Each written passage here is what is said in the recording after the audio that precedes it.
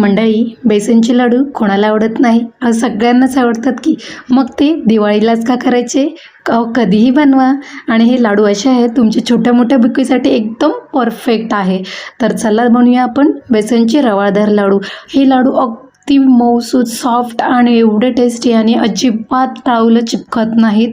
तेवढेच दाणेदार बनतात. तर त्यासाठी मी ती ट्रिक वापरली आहे. एकदम सोपी ट्रिक आहे, पण व्हिडिओ पूर्ण बघा तरच तुम्हाला समजेल. चला तर मग व्हिडिओला सुरुवात करूया.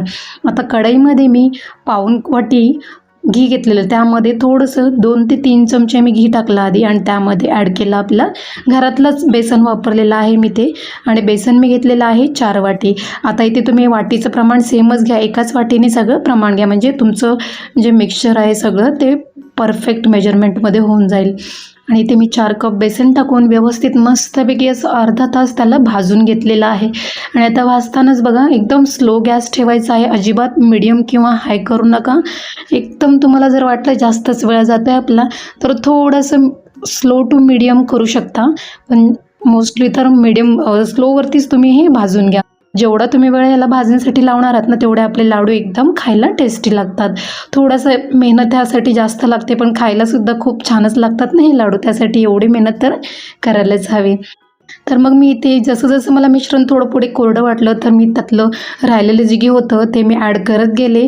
आणि नंतर शेवटी बघा असा ब्राऊन कलर आला, असं दाणेदार टेक्स्चर झालं आपल्या बेसनचं, की त्यामध्ये आपल्याला जी ट्रिक मी बोलली होती ती ट्रिक वापरायची आहे. 1 कपभर म्हणजे 1 वाटी असते आपली 100 ग्रॅमची, तेवढं पाणी घ्यायचं आणि हाताने असं शिंपडायचं आहे पाणी सगळीकडे, असं हपका मारायचं आहे पाण्याचा. आणि त्याने काय होतं, आपलं जे बेसन आहे ना ते गरम गरम असतानाच पाण्याच्या हपक्याने दाणेदार बनून जातं आणि हे लाडू अतिशय छान बनतात आणि टाळूला अजिबात चिपकत नाहीत. तुम्ही एकदा नक्की ही ट्रिक फॉलो करा. मी म्हणते नेहमीच बेसनचे लाडू बनवताना अशी ट्रिक फॉलो केलीच पाहिजे, तरच आपले लाडू हे अगदी परफेक्ट बनतात. आता मी यानंतर 2 ते 3 मिनटंच बेसनला भाजून घेतलं आहे आणि लगेचच मी एका परातीमध्ये काढून घेतलं आणि परातीमध्ये थोडंसं कोमट व्हायला ठेवलं. तोपर्यंत इकडे मी खलबत्त्यामध्ये थोडीशी वेलची कुटून घेतलेली आहे, त्याने लाडूला थोडा फ्लेवर छान येतो. वेलची बारीक अशी कूट करून घ्या. वेलची शक्यतो खलबत्त्यात कुटून घ्या, त्याचा खूप छान असा स्मेल येतो.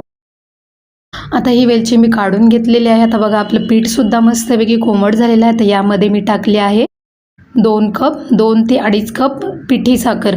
पिठी साखर मी घरातच तयार केलेली आहे आणि तिला मी इथे चाळून घेतलेली आहे. चाळून घेतल्याने काय होतं ना, पिठी साखरेचे जे गाठी राहतात ना, जेव्हा लाडूमध्ये मिक्स करताना ते अजिबात राहत नाहीत आणि एकदम मस्तपैकी पीठ मिक्स होऊन जातं. आता हे टाकल्यानंतर लगेचच मी वेलची पूड घातली आणि लगेचच पिठाला मी 2 मिनटं असं मॅश करून घेतले आणि आपले लाडू वळायला सुरुवात केली. आता पहा ना इथे किती छान लाडू बनतात. बेसनचे लाडू वळायला एवढे सोपे असतात ना, तुम्ही कितीही पीठ थंड झालं तरी शेवटपर्यंत तुम्हाला लाडू वळायला एकदम इझी जातात. आता मी अशा प्रकारे सर्व लाडू छानपैकी बनवून घेतलेले आहेत. पहा इथे किती सुंदर दिसत आहेत. आता तुमच्या तोंडाला सुद्धा पाणी सुटलं की नाही? घरी नक्की ट्राय करा. असे लाडू तुम्हाला खूप आवडतील आणि अजिबात टाळायला चिपकत नाहीत. मस्तपैकी छानपैकी अशी खायला सुद्धा टेस्टी लागतात. आता मी वरनं एकदम छान अशी दिसण्यासाठी थोडे बदामाचे काप लावले. तुम्ही पिस्ता सुद्धा लावू शकता किंवा काजू लावू शकता, काहीही लावा. बघा ना इथे किती टेक्स्चरसुद्धा दाणेदार आलेलं आहे.